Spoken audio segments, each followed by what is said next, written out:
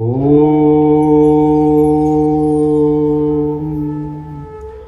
नमस्ते जी। मेरे देश के प्रबुद्ध नागरिकों, आज से 107 साल पीछे चलिए। तारीख याद रखिएगा, 13 अप्रैल 1919।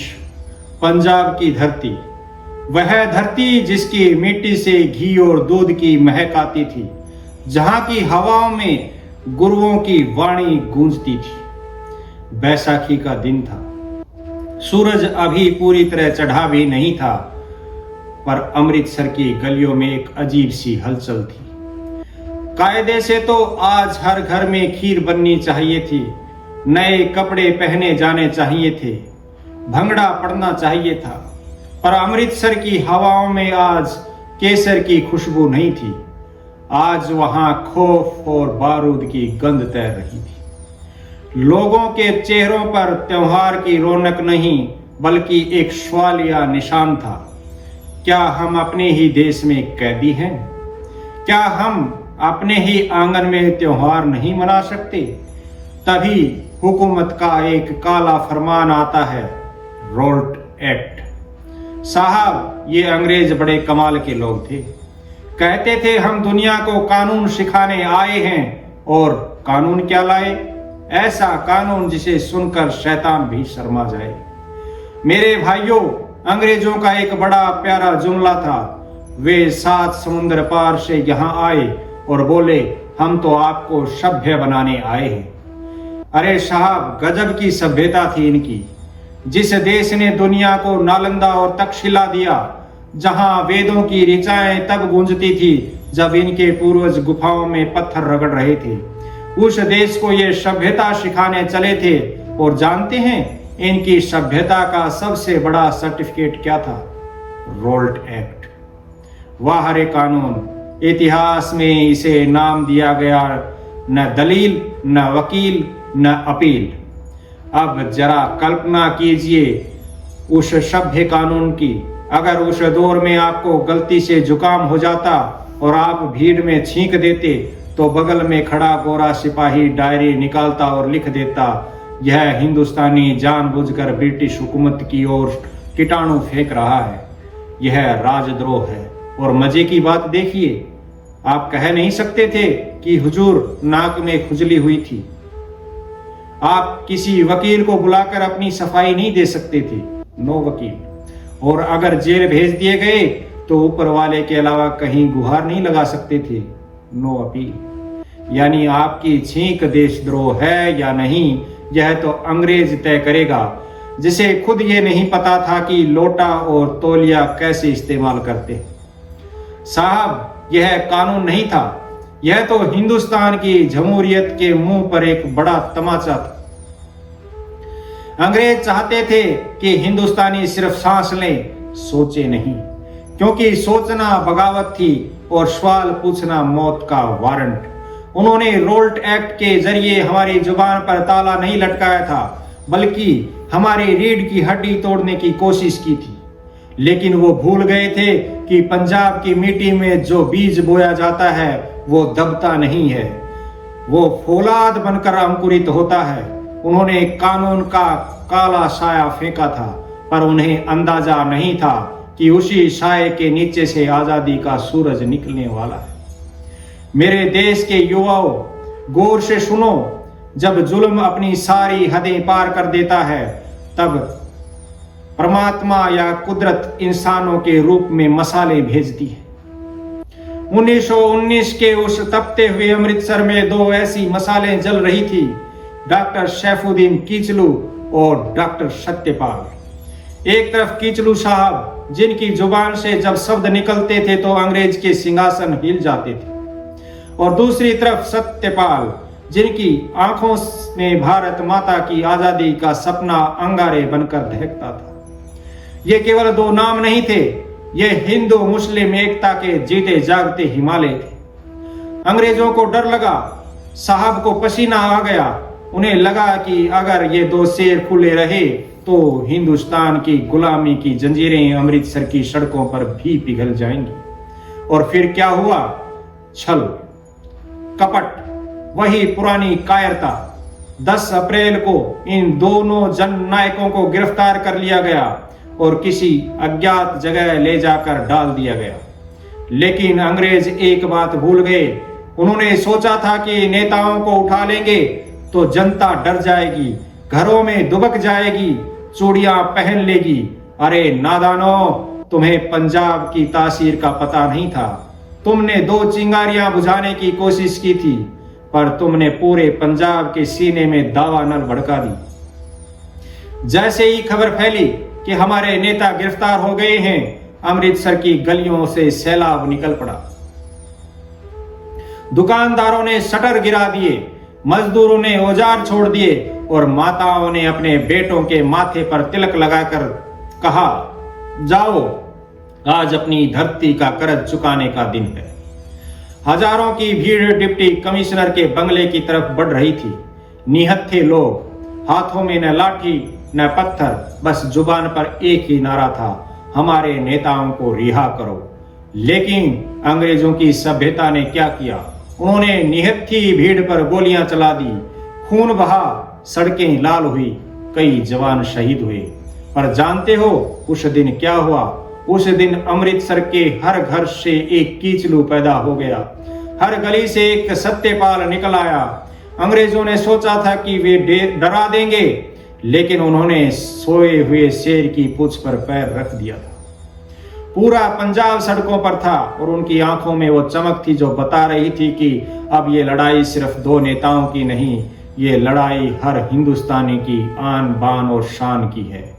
मेरे भाइयों और बहनों और इस देश के वारिसों, हमने इतिहास के पन्ने पलट लिए, हमने रोल्ट एक्ट को कोस लिया, हमने उन वीरों की गाथाएं भी गा ली, लेकिन एक कड़वा सच जो गले में कांटे की तरह चुभता है, उससे सुनने का साहस है आप में?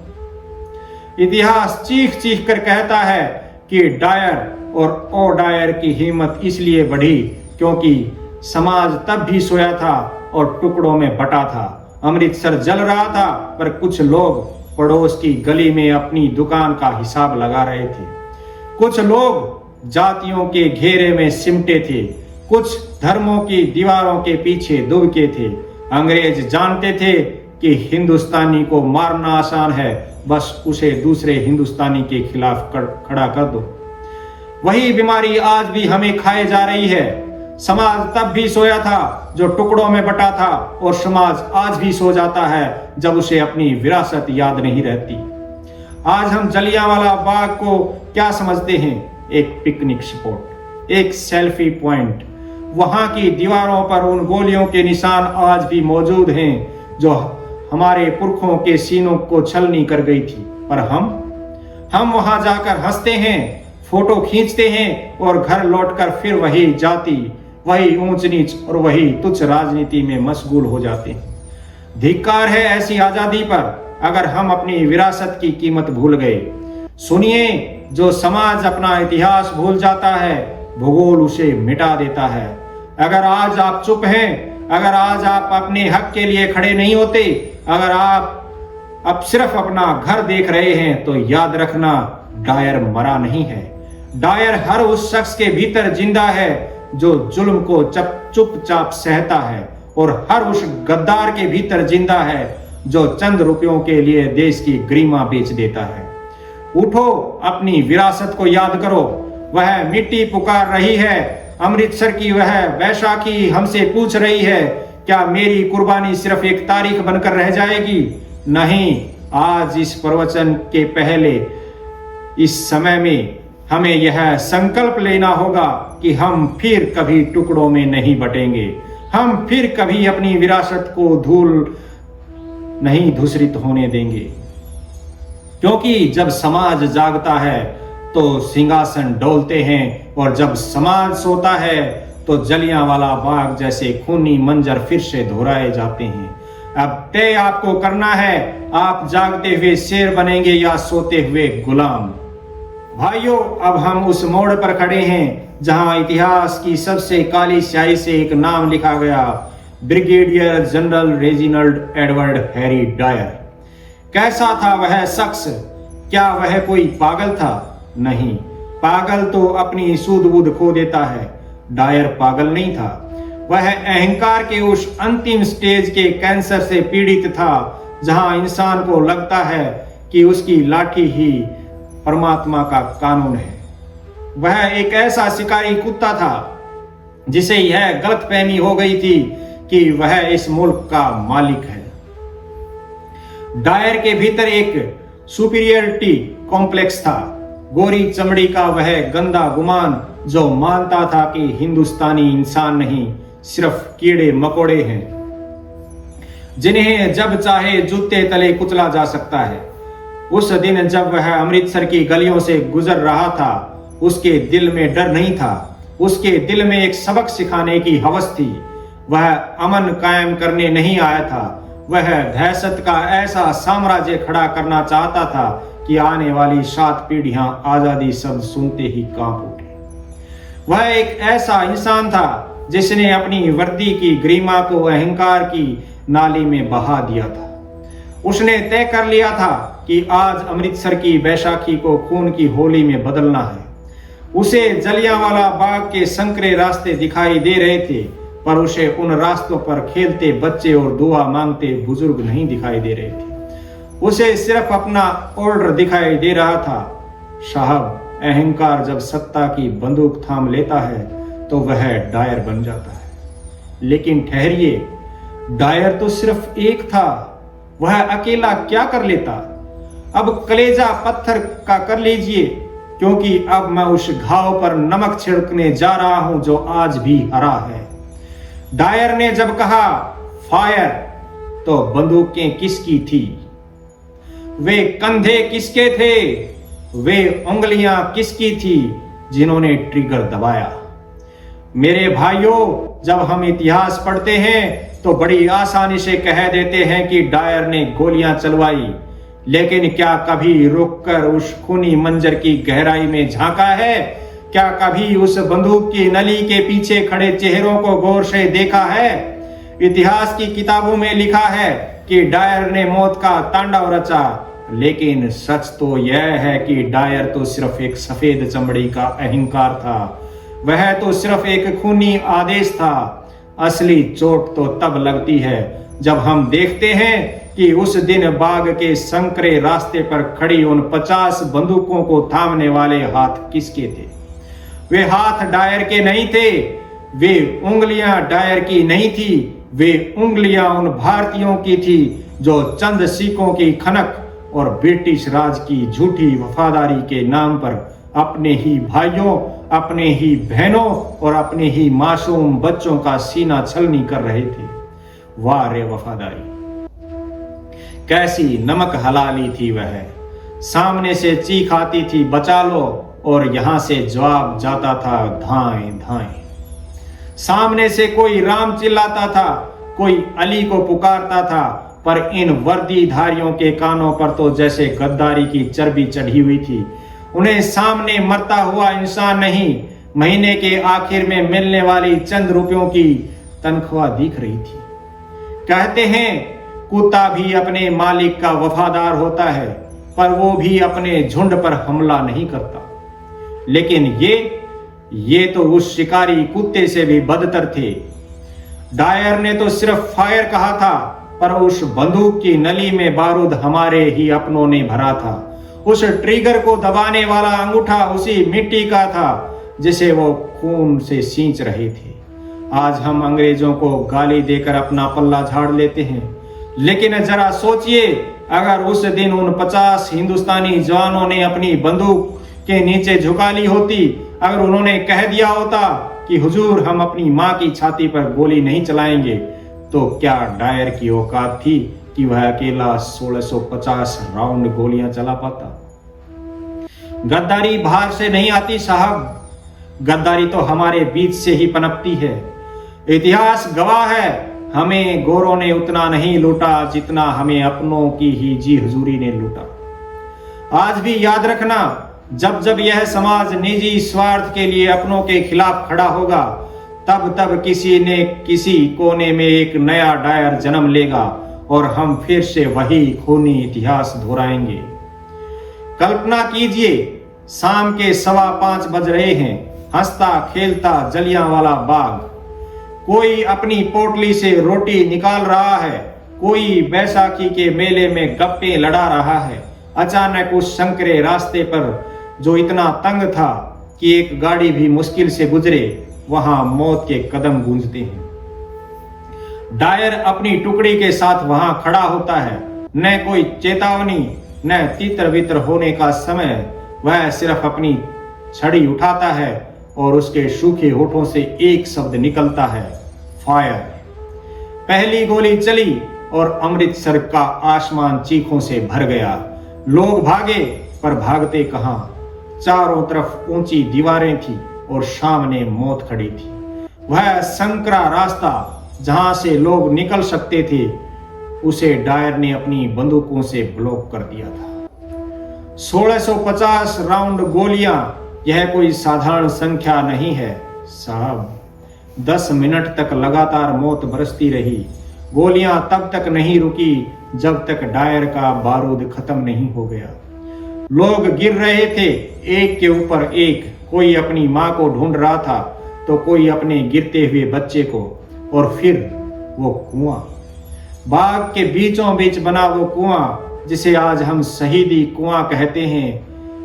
लोग गोलियों से बचने के लिए उसमें कूदने लगे। एक कूदा, दूसरा कूदा, 10 कूदे, 100 कूदे। कुआं लाशों से पट गया। पानी का रंग लाल हो गया। आज भी अगर आप उस कुएं के पास कान लगाएं तो आपको पानी की आवाजें नहीं, उन मासूमों की आखिरी शिश्कियां सुनाई देंगी जो दम घुटने से मर गए। डायर ने बाद में बड़े गर्व से कहा था, मैंने गोलियां इसलिए नहीं चलाई कि भीड़ हट जाए, बल्कि इसलिए चलाई ताकि मैं उन्हें एक सबक सिखा सकूं जिसे वो कभी न भूलें। ओह, सबक? निहत्थों को मारना सबक था।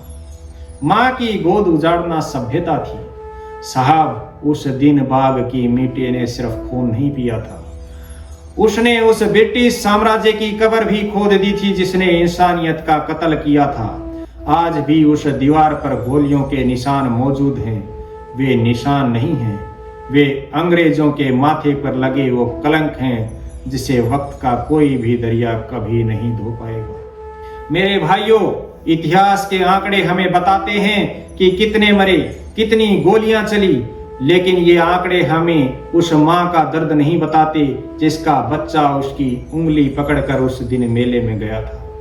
जरा उन बच्चों के बारे में सोचिए, उन नन्हे मुन्ने फरिश्तों के बारे में जिन्होंने सुबह उठकर जिद की होगी, बापू आज बैसाखी है, हमें बाग में ले चलो। उन्होंने नए कुर्ते पहने होंगे, पैरों में छोटी छोटी जूतियां होंगी और आंखों में मेले के खिलौनों और मिठाइयों के सपने। उन्हें क्या पता था कि जिस रास्ते पर वे गुब्बारे ढूंढ रहे हैं वहां मौत घात लगाए बैठी है। हंसते खेलते उन बच्चों को क्या पता था कि बैसाखी का यह मेला उनकी अंतिम विदाई बन जाएगा। वे तो तितलियां पकड़ने की उम्र में थे, पर अंग्रेजों ने उनके सीनों में लोहे की गोलियां उतार दी। सोचिए उस दृश्य को, एक छोटा सा बच्चा अपनी मां की लाश के पास बैठकर उसका आंचल खींच रहा होगा। मां, उठना, घर नहीं चलना क्या?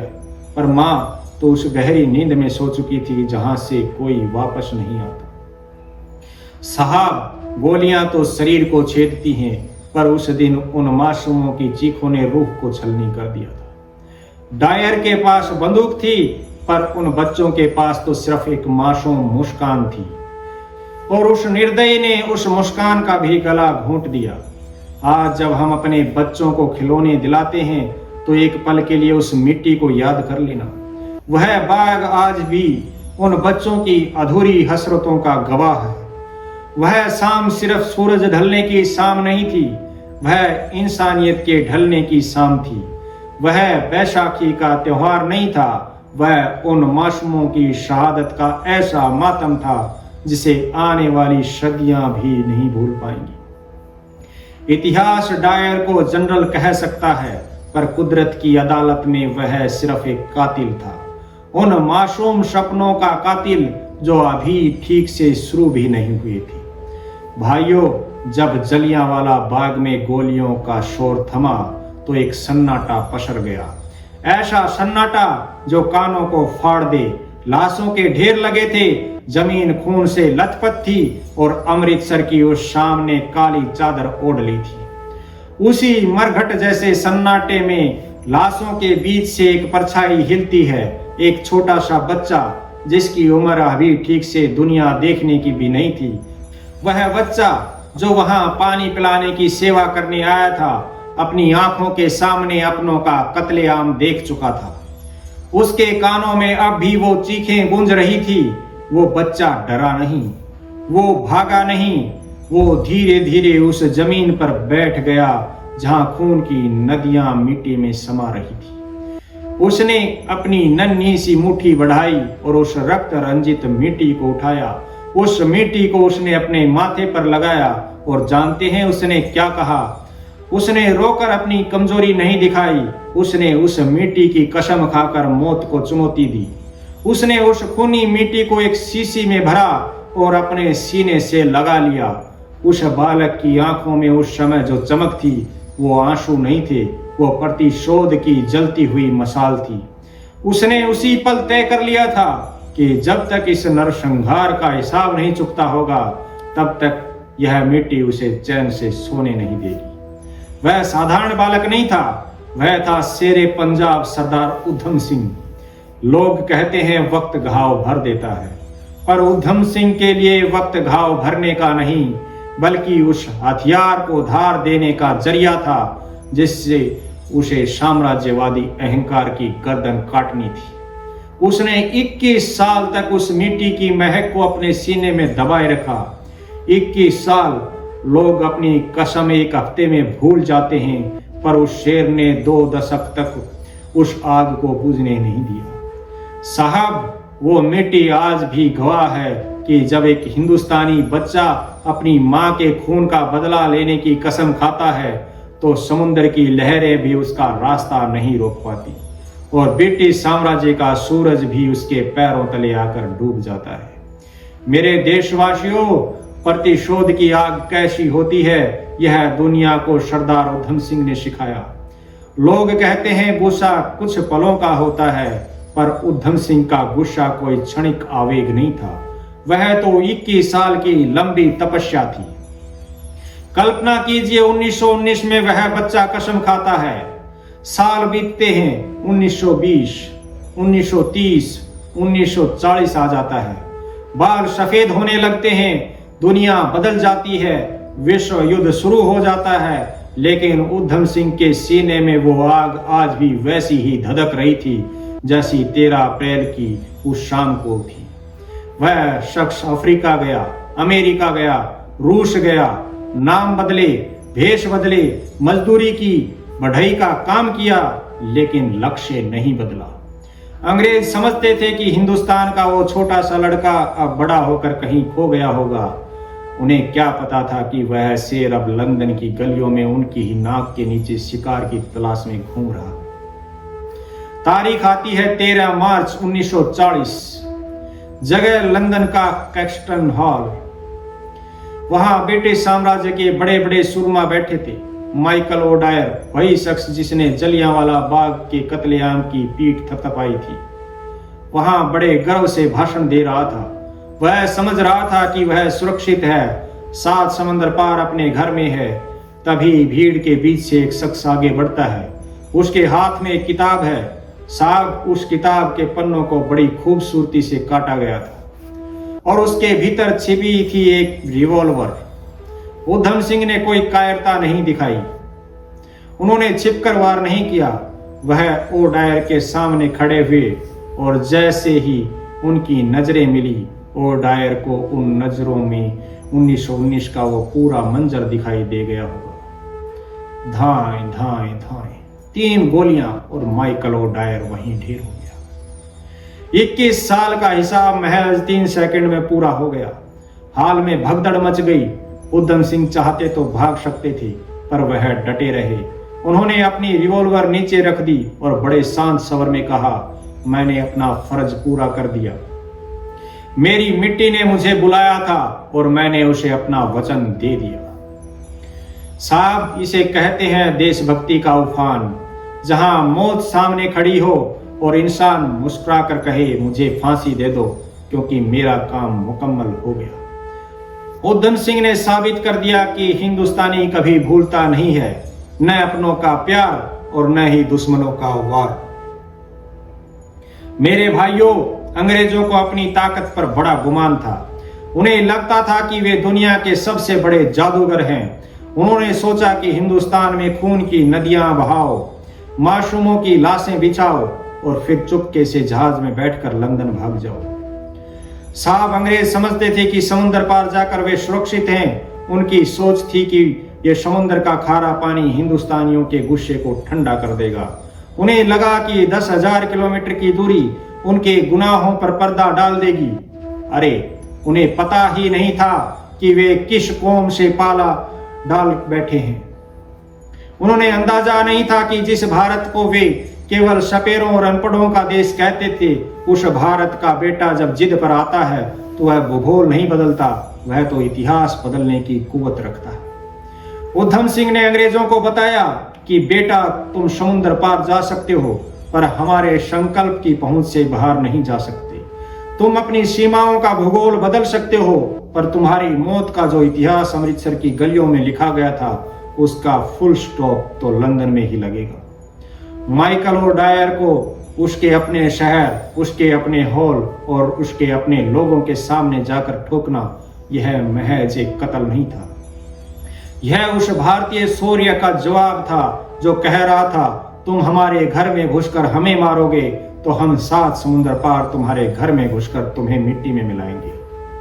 आज के इस दौर में जहां लोग छोटी छोटी मुश्किलों से हार मान लेते हैं, उधम सिंह का यह तमाचा याद रखना। उन्होंने साबित किया कि अगर इरादा फौलादी हो तो लंदन की ठंड भी पंजाब के खून की गर्मी को कम नहीं कर सकती। अंग्रेजों का अहंकार समुद्र में डूब गया और भारत का मस्तक लंदन के आसमान में ऊंचा हो गया। मेरे भाइयों, वीरता तब नहीं होती जब आप सिर्फ क्रोध में हो। असली वीरता तब जन्म लेती है जब क्रोध शांत होकर संकल्प बन जाता है और भय मरकर अध्यात्म बन जाता है। सरदार उधम सिंह ने जब ओडायर को मौत के घाट उतारा तो वे भागे नहीं, वे वहां खड़े रहे मानो एक बहुत बड़ी जिम्मेदारी पूरी कर ली हो। लंदन की उस जेल में जहां मौत की आहट साफ सुनाई देती थी, उधम सिंह को डर नहीं लगा। जानते हैं क्यों? क्योंकि जिस इंसान ने 21 साल तक मौत को अपनी जेब में रखकर घुमाया हो, मौत उसके लिए कोई अजनबी नहीं होती। उधम सिंह के लिए वह जेल कोई कोठरी नहीं थी, वह एक मंदिर बन गई थी। जब उनसे पूछा गया कि क्या तुम्हें अपनी जान की फिक्र नहीं, तो उस शेर ने मुस्कुराकर कहा था, मौत क्या है, बस एक नींद ही तो है। और वैसी ही नींद मुझे उस दिन अमृतसर में आई होती अगर मैं भी उन अपनों के साथ सो गया होता। आज मैं जा रहा हूं पर अपनी मिट्टी का कर्ज उतार कर। वह दिन आया 31 जुलाई 1940। पेंटनविले जेल, फांसी का फंदा सामने लटका था। आमतौर पर लोग वहां कांपते हैं, उनकी रूह कांप जाती है, पर उधम सिंह, उन्होंने उस काली कोठरी में भी अपनी गरिमा नहीं छोड़ी। उन्होंने उस फांसी के फंदे को ऐसे चूमा जैसे कोई छोटा बच्चा वर्षों बाद अपनी मां की गोद में सोने जा रहा हो। उनके लिए वह फंदा रस्सी का टुकड़ा नहीं था, वह तो आजादी की दुल्हन का मंगलसूत्र था। उनके चेहरे पर वह नूर था जो केवल उन संतों के चेहरे पर होता है जिन्होंने अपना धर्म निभाया हो। उन्होंने अपनी आंखें बंद की और शायद उस पल उन्हें जलियांवाला बाग की वो मिट्टी याद आई होगी जिसे उन्होंने मुट्ठी में भरा था। उन्होंने मन ही मन कहा होगा, मां तेरा बेटा आ रहा है, हिसाब पूरा हुआ। साहब, इसे कहते हैं वीरता का अध्यात्म, जहां शरीर मर जाता है पर शब्द अमर हो जाते हैं। उधम सिंह ने हमें सिखाया कि देश के लिए मरना कोई मजबूरी नहीं बल्कि एक सबसे बड़ा गौरव है। उन्होंने मौत को डरा दिया, उन्होंने फांसी को थका दिया। आज जब हम उधम सिंह का नाम लेते हैं तो हमारा सीना गर्व से इसलिए चौड़ा नहीं होता कि उन्होंने किसी को मारा, बल्कि इसलिए होता है कि उन्होंने मौत के डर को हमेशा के लिए मार दिया। मेरे देशवासियों, हमने इतिहास के गौरवशाली पन्ने देख लिए, हमने शहीदों की शहादत को नमन कर लिया, लेकिन अब वक्त है आईना देखने का। अमृतसर की उस मिट्टी से एक सवाल आज भी उठता है और सीधा हमारी आत्मा से टकराता है, क्या आज हम वाकई आजाद हैं? हाँ, तिरंगा फहरा रहा है। हाँ, हमारे पास अपना संविधान है, लेकिन क्या आजादी का मतलब सिर्फ और सिर्फ गोरे साहबों का देश छोड़कर चले जाना था? या आजादी का मतलब एक ऐसे समाज का निर्माण था जहां कोई किसी का शोषण न करे? आज हम अंग्रेजों को तो खूब गालियां देते हैं, लेकिन गौर से देखिए, क्या आज भी हम मानसिक गुलामी के डायर की पूजा नहीं कर रहे?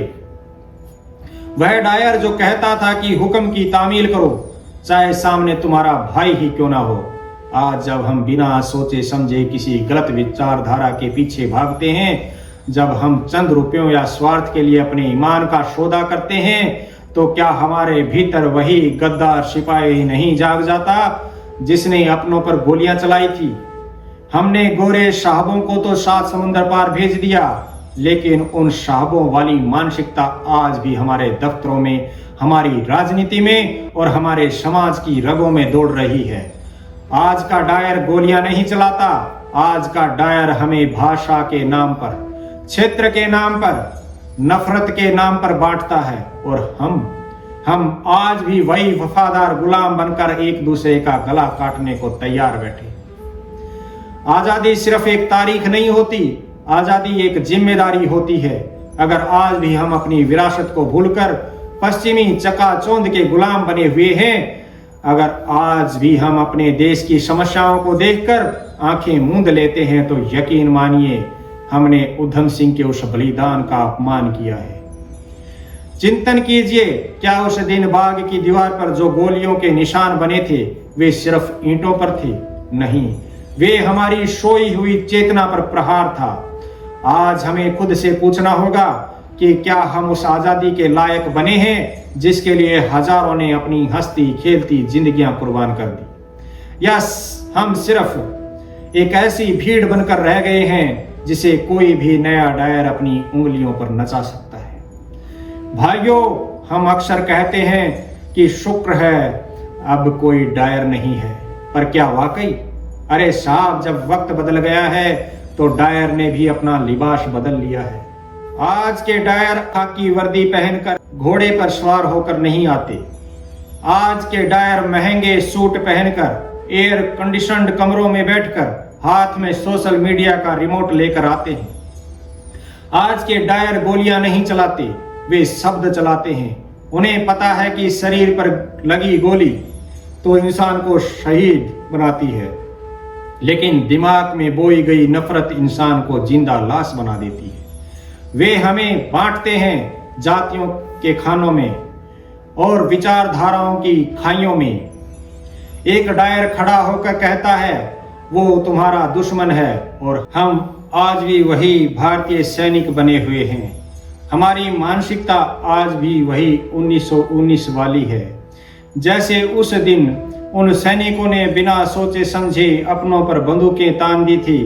आज हम बिना सोचे समझे अपने ही भाइयों पर कीचड़ उछालने को तैयार बैठे। बस एक आदेश की कमी होती है, कोई व्हाट्सएप पर झूठ परोस देता है और हम अपनी ही मर्यादाओं की दीवारें फांदकर अपनों के ही खून के प्यासे हो जाते हैं। साहब, फर्क बस इतना है कि तब बंदूकें अंग्रेजों ने खरीदी थी, आज मोबाइल हमने खुद खरीदा है, पर उंगली आज भी वही गद्दारी वाली है जो अपनों का ही चरित्र हनन करने के लिए एंटर बटन दबाती है। आज हम उन 50 सैनिकों को कोसते हैं जिन्होंने बाग में गोली चलाई थी, पर कभी खुद के भीतर झांक कर देखा है? जब हम जाति के नाम पर किसी काबिल इंसान का रास्ता रोकते हैं तो क्या हम डायर नहीं होते? जब हम जाति के नाम पर नफरत फैलाते हैं तो क्या हम उसी खूनी आदेश की तामील नहीं कर रहे होते? अरे डायर तो मर गया, पर हमने उसकी विभाजनकारी नीति को अपनी ही विरासत बना लिया है। अगर आज भी हम टुकड़ों में बंटकर एक दूसरे को नीचा दिखाने में गर्व महसूस कर रहे हैं तो यकीन मानिए जलियांवाला बाग की वो मिट्टी आज भी हम पर हंस रही होगी और कह रही होगी, तुम आजाद तो हो गए पर तुम्हारी रूह आज भी गुलामी की जंजीरों में जकड़ी है। मेरे प्यारे देशवासियों, अब समय आ गया है कि हम अपनी चेतना की गहराइयों में उतरें।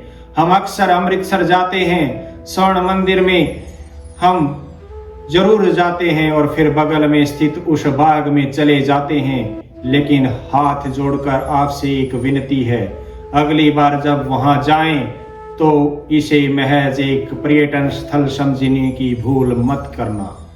जलियांवाला बाग कोई घूमने फिरने की जगह नहीं है, कोई पिकनिक मनाने का बगीचा नहीं है, वह इस राष्ट्र का सबसे बड़ा तीर्थ है।